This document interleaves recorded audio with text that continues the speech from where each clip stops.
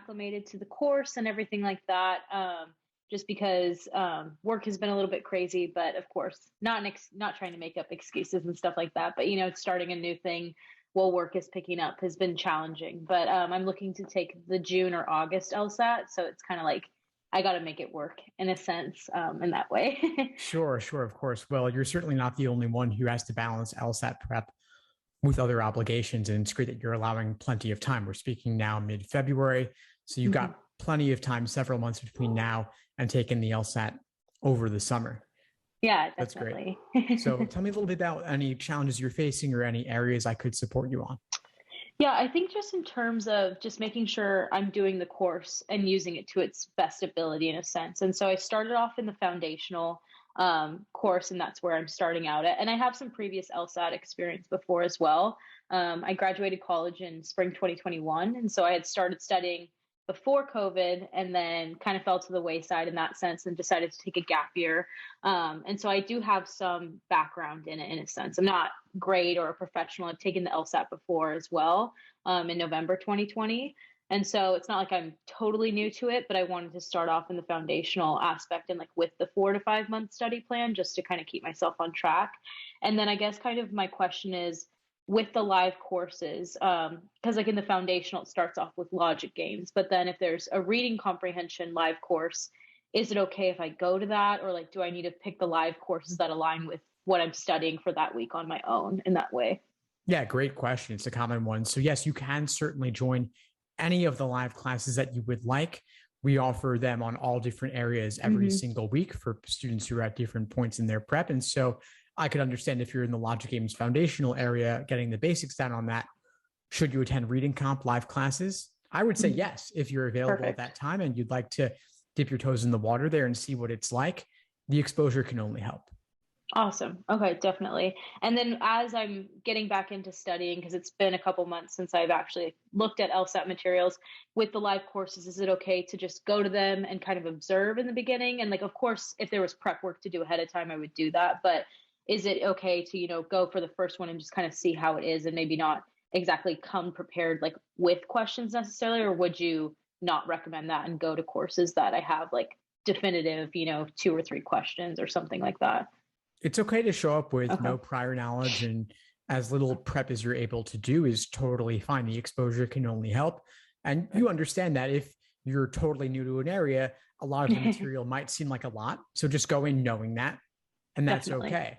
You can always watch some related foundational material prior to attending the class. You can also ask questions, of course. We try to make every single class we offer live accessible to all students, regardless of prior exposure. And it's a totally safe place to ask questions. You can type in the chat. You can unmute yourself and ask. We also have a course admin who will be there live on the call, so you can ask questions to them without interrupting the instructor. It's totally up to you, whatever you'd like. Perfect. Okay. Yeah, definitely. Just because I was trying to see like how the live courses mixed in, and that's something that attracted to me to your program as well, just because I had used a previous program before and it was more so a lot like on your own, which is like also good in a sense. And I think that yours strikes a good balance in that way. And so that was kind of like my questions in a sense right now. I mean, of course, like I've covered all subjects before, but I think, just really perfecting it in a sense and becoming efficient at it as well. And like really learning the foundation of each section instead of just like learning to get a perfect, well, not a perfect score, that's far-fetched, but, just actually really learning it is what attracted me to this course in that way, just because I do want to feel accomplished on test day and feel confident going into it. Cause I think that's where I lacked in 2020 when I took the LSAT. Totally. Yeah. And I do want you to feel confident going in, and you do have several months between now and test day to master all sections, all question types. So don't say that a perfect score is far-fetched. Obviously, most people don't get there, but the only way you can get there is by believing that you can and by leaving no stone unturned. And so any question type that gives you trouble, anything that gives you difficulty, don't just check it off as saying, oh, that's one I'm going to skip on test day. Put in the time, put in the work to understand it and learn it to the fullest extent. You have several months, which is enough time to really learn anything at all.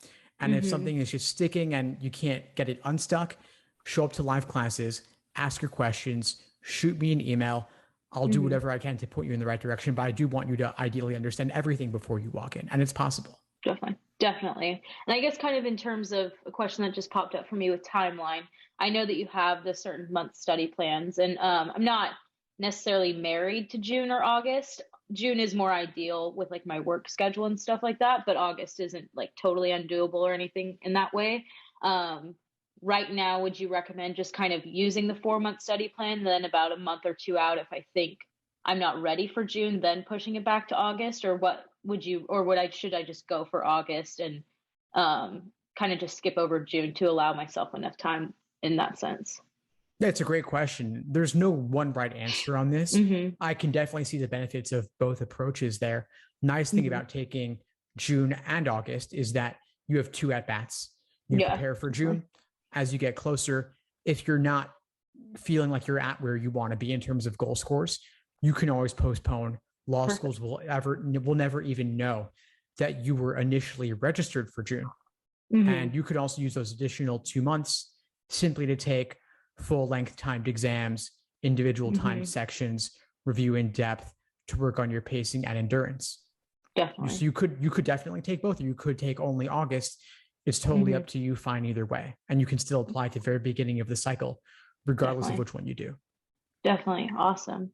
That's kind of the questions that I came prepared with. I know that we have 15 minutes, but that's kind of where I came prepared. And as I'm starting to work through everything, if I have any more questions, I can definitely email. But that's kind of all I had.